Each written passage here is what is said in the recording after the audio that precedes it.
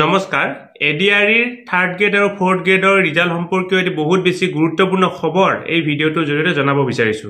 এতিয়াৰ পৰা কিছু সময় আগতে সেৱা তৰফৰ পৰা সংবাদমেল যোগে এই কথা জনোৱা হৈছে যে আজি ৰাতি 12 বজাৰ পিছত কি কৰা হ'ব ৰিজাল্ট ঘোষণা কৰা হ'ব। অৰ্থাৎ আজি হৈছে 6 তাৰিখ 12 বাজি যোৱাৰ লগে লগে 7 তাৰিখ হ'ব আৰু 12 বাজি যোৱাৰ পিছতে কি কৰা হ'ব ৰিজাল্ট ঘোষণা কৰা হ'ব। এই কথা ইতিমধ্যে জনোৱা হৈছে। পেপাৰ 1 পেপাৰ 2 পেপাৰ 3 পেপাৰ 4 আৰু পেপাৰ 5 গোটেই কেইখন পেপাৰৰে ৰিজাল্ট ঘোষণা কৰা হ'ব। পেপাৰ 1 আৰু পেপাৰ 2 হৈছে 4th গ্ৰেড আৰু পেপাৰ 3 4 5 হৈছে 3rd গ্ৰেড। গতিকে আপোনালোকে আপোনালোকৰ এপ্লিকেশ্যন নাম্বাৰ আৰু পাছৱৰ্ডৰ জৰিয়তে 12 বজাৰ পিছত ৰিজাল্ট পাবৰ কাৰণে সক্ষম হ'ব। আৰু ইতিমধ্যে এটা পোষ্টৰ বিপৰীতত দুজনকৈ প্ৰাৰ্থী এই নাম এবাৰ আহিব মেৰিট লিষ্টত। তাৰ পৰৱৰ্তী পৰ্যায়ত তেওঁলোকৰ যি ভেৰিফিকেশ্যন ডকুমেণ্টছ ভেৰিফিকেশ্যনে হওক বা আন যিখিনি আনুষাংগিক এই পৰীক্ষা কৰিবলগীয়া আছে সেইখিনিৰ পিছত এখন ফাইনেল মেৰিট লিষ্ট ওলাব আৰু তাত ওলোৱা মেৰিট লিষ্টত যিসকলৰ নাম ওলায় তেওঁলোকে চাকৰি পাবৰ কাৰণে সক্ষম হ'ব।